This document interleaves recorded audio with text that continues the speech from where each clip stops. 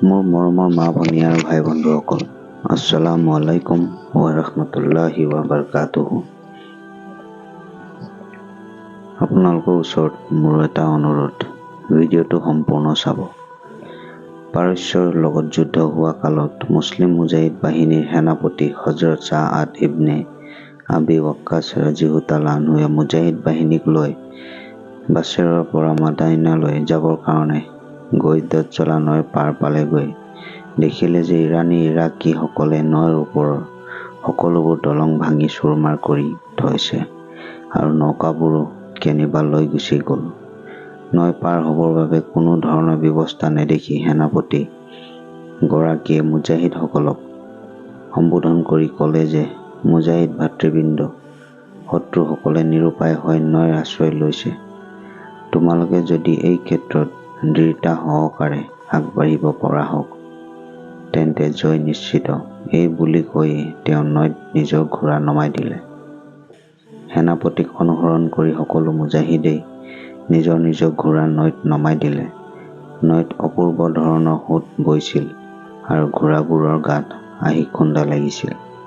কিন্তু এই অৱস্থাতো তৌহিদবাদী মুজাহিদ বাহিনীৰ এনে দুৰ্দান্ত সাহস ভিত্তিৰ লেজ আৰু উদ্যম বৃদ্ধি পাইছিল যে তেওঁলোকৰ চেহেৰাত ভয় মাত্ৰও প্ৰকাশ নেপাইছিল, বৰঞ্চ পৰস্পৰে কথা বতৰা পাতি আনন্দমনে হৈ পাৰ হৈ গৈছিল। নৈৰ সিপাৰৰ পৰা ইৰাণীসকলে এই দৃশ্য দেখি বিস্মিত হৈছিল আৰু ভাবিছিল যে এইসকল নিশ্চয় মানুহ নহয়, কৰবাৰ জিন ভূতহে হ'ব।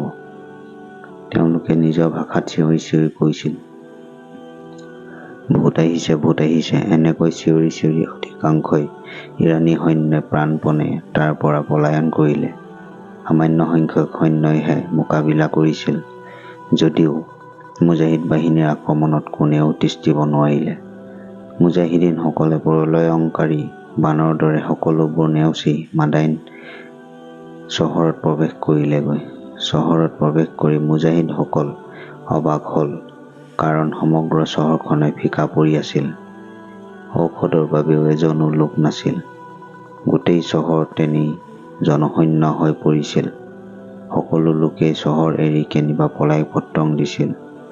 এনে অৱস্থা দেখি সেনাপতি হজৰত ছাআদৰ মুখত অজানিতভাৱেই এই আয়াত উচ্চাৰিত হ'ল। আয়াতৰ ভাৱাৰ্থ এই, কিমান যে নদন বদন বাগিচা, খেতি, জান-জুৰি, সুন্দৰ সুন্দৰ অট্টালিকা আৰু অগণন ভাৰস্তৰ নিয়ামত যিবোৰ সিহঁতে সুখ ভোগ কৰিছিল, আৰু এনে ধৰণৰ অনন্য বহু নিয়ামত সামগ্ৰী সিহঁতে এৰি থৈ গুচি গ'ল, আৰু মই সেইবোৰৰ মালিক বনাই দিলো অন্য এটা সম্প্ৰদায়ক।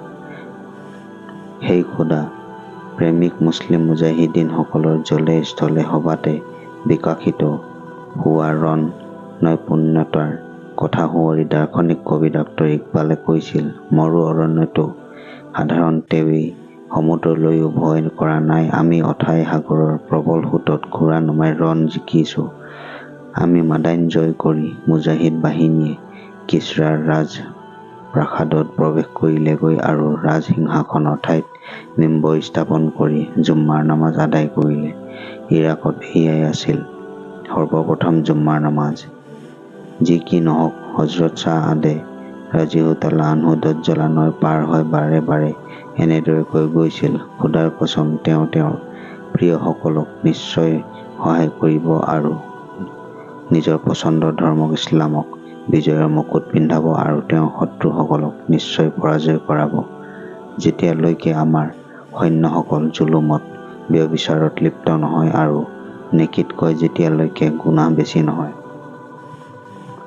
হজৰত ছাআদ ৰাদিয়াল্লাহু তাআলা আনহুৰ শেষৰ শব্দ কেইটাৰ বেছ ৰহস্য আছে। যেতিয়ালৈকে জুলুম বা ব্যভিচাৰত লিপ্ত নহয় আৰু নেকীতকৈ গুনাহ বেছি নহয়। কি যে উপদেশমূলক বাক্য! ইয়াৰ দ্বাৰা এই কথা পৰিষ্কাৰভাৱে বুজা গৈছে যে যেতিয়া বান্দাৰ নেকীতকৈ গুনাহ বেছি হয়, বা বান্দা যেতিয়া অন্যায়, অত্যাচাৰ আৰু ব্যভিচাৰত লিপ্ত হয়, তেতিয়া বান্দাৰ গায়বী ইমদাদ বা খোদাই সাহায্যৰ ধাৰ ৰোধ হৈ যায়, বৰঞ্চ বান্দাৰ ওপৰত খোদাৰ কহৰ আৰু আজাবহে অৱতৰণ হ'বলৈ ধৰে। হজৰত নবীয়ে কৰিম সাল্লাল্লাহু আলাইহি ৱাছাল্লামে এবাৰ এজন সাহাবীক নছিহত কৰি কৈছিল, গুনাহৰ পৰা বাচি থাকিবা, কিয়নো গুনাহৰ হেতুকে খোদাৰ ৰোষ অৱতৰণ হয়। অন্য এটা হাদিছত আছে যে নিশ্চয় গুনাহৰ হেতুকে বান্দা নিৰ্জেকৰ পৰাও বঞ্চিত হৈ পৰে। আজি আমিও খোদাৰ সেই প্ৰিয় বান্দাসকলে বিচৰা গাইবী সহায়কে বিচাৰিছোঁ, সৎ ফৰিয়াদ কৰিছোঁ খোদাৰ দৰবাৰত, কিন্তু তাৰ কিয়দাংশ জানো উপভোগ কৰিবলৈ পাইছোঁ নাই, কাৰণ আমি তেওঁলোকৰ দৰে নেকি কৰাটো দূৰৰ কথা, গুনাহৰ পৰাই আমাৰ আজৰি নাই। আকবৰে ঠিকেই কৈছিল, খোদা কওঁ যে যেতিয়া মোৰ দুৰৱস্থালৈ চোৱা, খোদাই কয় মোক তোমাৰ আমললৈ চোৱা। গতিকে বান্দাই নিজৰ আমল আখলাক সংশোধন নকৰিলে, গুনাহৰ কৰ্মবোৰ পৰিত্যাগ কৰি নেকিৰ কৰ্মবোৰ আঁকোৱালি নললে, খোদাই ইমদাদ পোৱাৰ আশা দুৰাশা হৈ ৰব। অৱশ্যে কেতিয়াবা খোদা পাকে নিজৰ অসীম কৰোণাৰ হেতুকে কাৰোবাক কিবা বিশেষ ধৰণৰ ইমদাদ কৰাটো খোদাৰ শ্বানৰ খিলাফ নহয়। আশা কৰিছোঁ আপোনালোকে মোক সহায় কৰিব। ভিডিঅ'টো ভাল পালে যদি এটা লাইক কৰিব, শ্বেয়াৰ কৰি দিব। মোৰ চেনেল ইছলামিক সবক ছাবস্ক্ৰাইব কৰি লগতে কাষত থকা বেল আইকনটো টিপি দিব, যাতে মই যেতিয়াই নতুন ভিডিঅ' আপলোড কৰিম তাৰ নটিফিকেশ্যন সকলোতকৈ আগত আপুনি পায়। আল্লাহ হাফিজ।